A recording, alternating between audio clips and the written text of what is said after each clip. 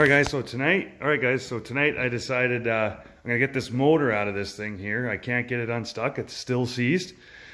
So tonight's gonna be teardown. I'm gonna get this motor out, pulling the pipes out, and get it up on the bench and have a look at it. Then I'm gonna park this thing out of the garage for now until I get this whole motor sorted out. Alright, so it appears that the clutch puller I got is the wrong one, so I had to tip her up on the side here. I'm going to use the clutch puller slash the water trick here to see if I can get this clutch to pop off. So wish me luck. Hopefully the sled doesn't flip over on me and break everything. Here we go. Okay guys, so I'm sitting here beating away on this thing. I can't get this clutch off, so not sure what to do right now, but the clutch puller I bought doesn't seem to work, which is one problem. The other problem is I decided to pull the cylinders off and realized it's the crank. There, that is completely rusted solid. So hence why this thing was locked right up solid. So the pistons actually look pretty good. Cylinders actually look good. I measured them. They're stock bore size, which is good. They're sleeved, so I can get those tickled out about 10 thou. But other than that, yeah, getting this clutch off, I'm gonna have to cut it, destroy the clutch, which sucks to get it off. The threads are stripped inside the shaft here, so yeah, not having an awesome time so far with this thing. So I'm gonna go ahead and keep beating on this thing a bit here tonight and see if I can get this thing to pop off. But if not, I'm cutting it off to get this motor out. It's a pain in the ass because they have this, the crank comes through this part in the frame here, so that makes it impossible to take the motor out without getting the clutch off. So I'll do that. But typical for me anyway is it's the crank. Of course, it wouldn't be something easy like just being stuck to the cylinder wall. The cylinders slid right off, no problems. So yeah, so here's where I'm at right now.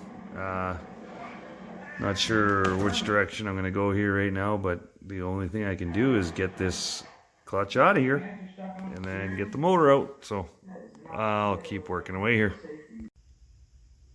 Okay guys, a little fast forward here. So obviously clutch is off. I actually took it to a guy and he was able to get it off for me because he had a acetylene torch, so he was able to heat everything nice and red hot, and then I made up a custom clutch puller to pop that off. So we got it off finally. So, and I got the motor out, and so I'm just gonna start tearing into this thing, get everything pulled off, and start stripping it down.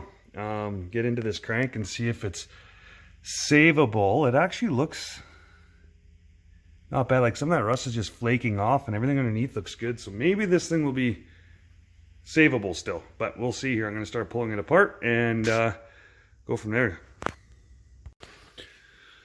Alright guys, so this is where I've got so far. I got this pulled apart. Looks like whoever redid this motor at one time really loved silicone. As you can see, tons of silicone gooped in here. So that might have led to some sort of leaking at some point, because too much silicone is not necessarily a good thing. So yeah, I'm just going to keep tearing down here. Going to split the crankcases here pretty quick.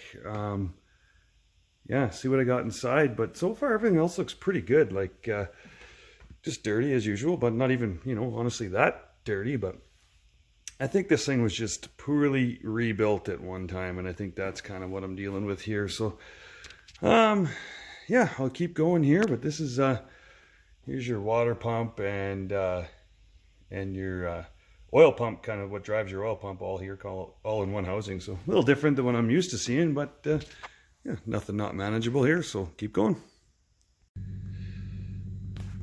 Okay, so I guess I gotta pop the pistons off there, but I got the crank opened up here, and that's what you want to see inside your crank.